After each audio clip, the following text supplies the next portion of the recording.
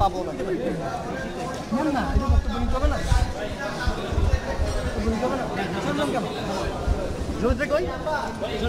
ধরেন না সবাই আমাদের কোনো ইয়ে নেই, আমাদের ওই নন টিজার উঠে দেয়, আমরা ওখানে যেতে পারবো, আমাদের ব্যবসা আমরা করতে পারি। দেশে ফিরে এসে নতুন জীবন পাইলাম আর কি, এখন আলহামদুলিল্লাহ ভালো লাগতেছে। কেন নতুন জীবন পেয়েছেন বলে মনে হচ্ছে? কেন নতুন জীবন বলতে 10 বছর ওইখানে আমাদের সাজা হয়েছে, 10 বছর, কারো হয়েছে 25 বছর, 25 বছর মানে লাইফ টাইম ওইখানেই। যার কোনো 25 বছর মানে 25 বছর, 10 বছর মানে 10 বছর, ওইখানে ওইরকম সিস্টেম। আমাদেরকে দেওয়া হয়েছিল আমানতদোলা, মানে দেশদ্রোহী মামলা দেওয়া হয়েছে আমাদেরকে ওইখানের। তো এই যে আপনার জায়গায় 1.5 মাসের মধ্যে আমরা আলহামদুলিল্লাহ নিজের মাতৃভূমিতে ফিরে আসলাম। হয়তোবা ব্যবসা বাণিজ্য ফেলে আসছি, আর্থিক সংকটে পড়বো না যারা, সবকিছু তো ওইখানে ব্যবসা বাণিজ্য, এখানে চলে আসছি হুট করে, কিছু নাই, এখন জিরো। এখন দাবিটা কি? আমাদের দাবি, আমাদের যদি নো এন্ট্রিটা আমাদের ওঠানো হয়, যদি আমরা ওইখানে যাইতে পারি, হয়তো আমরা আবার কি পুনরুদ্ধার করতে পারবো, আমাদের ব্যবসা প্রতিষ্ঠান আবার সচল করতে পারবো ইনশাল্লাহ। আসসালামু আলাইকুম রহমতুল্লাহি ওয়া বারাকাতুহু। আলহামদুলিল্লাহি ওয়া কাফা ওয়া সালামুন আলা ইবাদিহিল্লাযীনা ইসতাফা, আম্মা বা'দ। সুপ্রিয় দর্শক শ্রোতা, আপনারা নিশ্চয়ই জানেন যে বৈষম্য বিরোধী ছাত্র আন্দোলনের ব্যানারে বাংলাদেশের সকল শ্রেণী পেশার মানুষ একটা গণ অভ্যুত্থানের ডাক দিয়েছিল, যে গণ অভ্যুত্থানের সাথে একাত্মতা পোষণ করে দুবাই প্রবাসী আমাদের প্রিয় রেমিটেন্স যোদ্ধারা সেখানে বিক্ষোভ সমাবেশ করেছিল, মিছিল করেছিল, মিটিং করেছিল।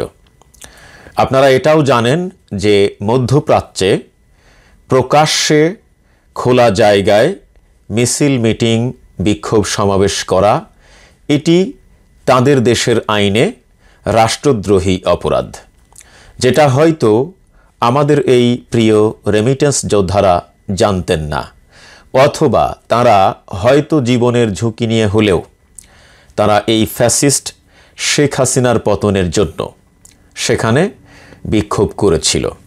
কারণ আমরা আমাদের কষ্টার্জিত অর্থ রেমিটেন্স আকারে বাংলাদেশে পাঠাই, আর তারা দলবল সহ সেটি পাচার করে তারা বিদেশে সেকেন্ড হোম তৈরি করছে।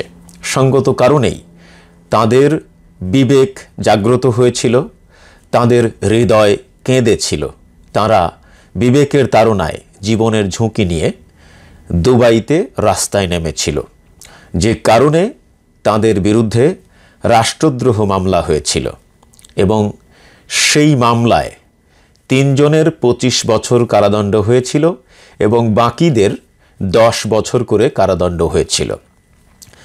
সংবাদে প্রকাশ 57 জনের বিরুদ্ধে রায় হয়েছিল, কিন্তু বাংলাদেশে ফেরত আসা একজন সাজাপ্রাপ্ত প্রবাসী তিনি বলেছেন যে আসলে সংখ্যাটা 57 হলেও সংখ্যাটা হলো 114 জন, অর্থাৎ প্রথমে 57 জনের বিরুদ্ধে রায় দেওয়া হয়, এরপরে আরও 57 জনের বিরুদ্ধে রায় দেওয়া হয়, সব মিলিয়ে 114 জন।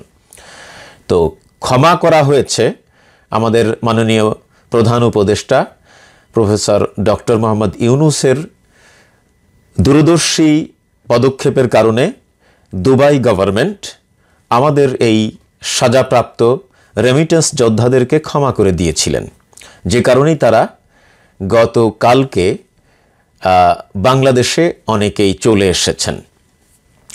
তো তারা বাংলাদেশে আসলেও আসলে তাদের অবস্থাটা কেমন সেটা আপনাদের জানা দরকার। আপনারা জানেন যে এই সাজাপ্রাপ্ত রেমিটেন্স যোদ্ধারা যারা দুবাইতে ছিলেন, কেউ কেউ ছিলেন সেখানকার প্রভাবশালী ব্যবসায়ী, আবার কেউ কেউ ছিলেন ভালো জব করতেন, আবার কেউ কেউ সামান্য শ্রমিক ছিলেন। ওভারঅল আমরা কারোর পেশাকে ছোট করে দেখছি না। যেটা মোদ্দা কথা সেটা হচ্ছে তারা দেশে ফিরেছেন বটে, বর্তমান সরকার তাদের একটা বড় ধরনের উপকার করেছে বটে, কিন্তু তাদের ফিউচার শেষ হয়ে গেছে। এখন বাংলাদেশ সরকারের প্রতি একটাই দাবি যে আমাদের নো এন্ট্রিটা যদি সম্ভব হয় তুলে নেওয়ার জন্য আমরা অনেক কৃতজ্ঞ থাকবো বাংলাদেশ সরকারের প্রতি। আর যদি এটা সম্ভব না হয় তাহলে আমাদেরকে দেশে একটা কোনো কিছু করে দিলে আমরা সরকারের প্রতি অনেক অনেক কৃতজ্ঞ থাকবো। আমাদের দাবি হচ্ছে কি আমাদের মনে করেন ওই দেশে আমরা ছিলাম কর্মজীবী হিসেবে, তো এই দেশে এখন পাঠিয়ে দিচ্ছে আমাকে নিঃস্ব করে। এখনো পর্যন্ত আমাদের যদি সরকার যদি এই দায়ভারটা নিয়ে নেয় তাহলে আমাদের জন্য একটু সুবিধা হয়। অর্থাৎ শুধু তাদের সাজাটা মওকুফ করা হয়েছে, কিন্তু তারা আর কোনোদিন দুবাইতে প্রবেশ করতে পারবে না। তাদের ভিসা নিষেধাজ্ঞা দেওয়া হয়েছে, নো এন্ট্রি দেওয়া হয়েছে। সুতরাং তারা তাদের এই ব্যবসা বাণিজ্য কর্মসংস্থান আর ফিরে পাবে না, তাদেরকে দেশেই থাকতে হবে। তো তারা এখন দাবি করেছে যে তাদের যদি মানে ফিউচারের জন্য দুটি রাস্তার একটি রাস্তা খুলে দেওয়া হয় তাহলে তারা সরকারের প্রতি কৃতজ্ঞ থাকবে। এক হচ্ছে যদি নো এন্ট্রিটা ভিসা নিষেধাজ্ঞাটা তুলে নেওয়া যায় তাহলে তাদের ফেলে আসা ব্যবসা বাণিজ্য কর্মসংস্থান তারা ফিরে পাবে। এইটা যদি সম্ভব না হয় তাহলে ইনসাফ ভিত্তিক আমাদের এই রেমিটেন্স যোদ্ধাদের সরকারিভাবে যদি কোনো কর্মসংস্থানের ব্যবস্থা করে দেওয়া যায় কিংবা কোনো ব্যবসা বাণিজ্য করার জন্যে সরকার তাদেরকে ফান্ডিং করে তাহলে হয়তো তারা বাকি জীবনটা ভালোভাবে কাটাতে পারবে এবং তাদের ভবিষ্যৎ যে এখন অন্ধকার সেই অন্ধকার ভবিষ্যতে তারা আলোকবর্তিকা দেখতে পাবে। সুতরাং বর্তমান যে অন্তর্বর্তীকালীন সরকার আছে আমরা প্রবাসী যারা আছি তাদের পক্ষ থেকে আমি তাদের একজন প্রতিনিধি হিসাবে আমার পিসফুল টিভি ইউটিউব চ্যানেলের মাধ্যমে সরকারকে অনুরোধ জানাই ইনসাফ ভিত্তিক তাদের মানে কর্মসংস্থানের জন্য তাদের ব্যবসা বাণিজ্য নতুন করে শুরু করার জন্য সরকারিভাবে তাদের কিছু ফান্ডিংয়ের ব্যবস্থা করা অথবা কর্মসংস্থানের ব্যবস্থা করা, যাতে তারা নিঃস্ব হয়ে মানুষের দ্বারে দ্বারে না ঘুরে। কারণ দেশের অর্থনীতি চাঙ্গা রাখার জন্যে আমরা প্রবাসীরা, আমরা রেমিটেন্স যোদ্ধারা মাথার ঘাম পায়ে ফেলে আমরা ইনকাম করি এবং সেই টাকাটাই রেমিটেন্স আকারে দেশে পাঠাই। আর এই টাকাটার উপর ভর করেই আমাদের দেশের অর্থনীতি চাঙ্গা থাকে, আমাদের আমদানি বাণিজ্য সঠিকভাবে পরিচালনা করা সম্ভব হয়। যদিও রপ্তানি বাণিজ্য থেকেও আমাদের সরকার বেশ কিছু রেমিটেন্স আয় করে থাকে, বাট অতীতে প্রায় ১.৫ যুগ ধরে নানা অব্যবস্থাপনা, নানা অনিয়ম দুর্নীতির কারণে, টাকা পাচারের কারণে সত্য কথা বলতে কি আমাদের রপ্তানি বাণিজ্য থেকে আসলে সেই অর্থে কোনো রেমিটেন্স আসতোই না। আমাদের রাষ্ট্রের যত আমদানি, আমাদের রাষ্ট্রের যত উন্নয়নমূলক মেগা প্রজেক্ট ছিল সব কিছুতেই ব্যবহার করা হতো আমাদের প্রবাসীদের পাঠানো রেমিটেন্স থেকে। এটি দিবালোকের মতো পরিষ্কার।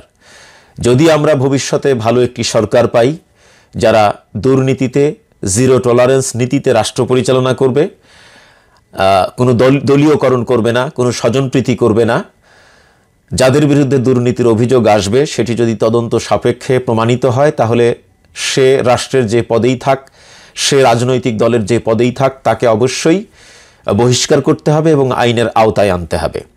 এই জবাবদিহিতা যদি আমরা নিশ্চিত করতে পারি তাহলে হয়তো আমাদের রপ্তানি বাণিজ্য থেকেও একটা মোটা অঙ্কের রেমিটেন্স আসবে, যে অর্থ দিয়ে আমরা আমদানি বাণিজ্যটাও সচল রাখতে পারবো এবং সেখানে আমাদের রেমিটেন্স যোদ্ধাদের পাঠানো রেমিটেন্স কিছুটা হলেও সাশ্রয়ী হবে এবং দিন দিন আমাদের দেশের অর্থনীতি ফুলে ফেঁপে বড় হবে। এই জন্যে আমি আশাবাদ ব্যক্ত করছি আমাদের এই রেমিটেন্স যোদ্ধারা আজকে নিঃস্ব হয়ে দেশে ফিরেছে, তাদের যেন কর্মসংস্থানের ব্যবস্থা করা হয়, তাহলে আমাদের অর্থনীতি সচল থাকবে এবং তারা পরিবার পরিজন নিয়ে সুখে শান্তিতে থাকতে পারবে। তারা একটা লম্বা সময় পরিবার ছাড়া বিদেশে ছিল এবং তাদের ভবিষ্যৎ খুবই অনিশ্চিত ছিল। আজকে যেভাবেই হোক তারা সাধারণ ক্ষমা পাওয়ার মাধ্যমে অন্তত দেশে আসার সুযোগ পেয়েছে, তাদের অন্ধকার ভবিষ্যৎ কেটে গেছে, হয়তো তারা এখন আলোকিত ভবিষ্যৎ দেখতে পাচ্ছে।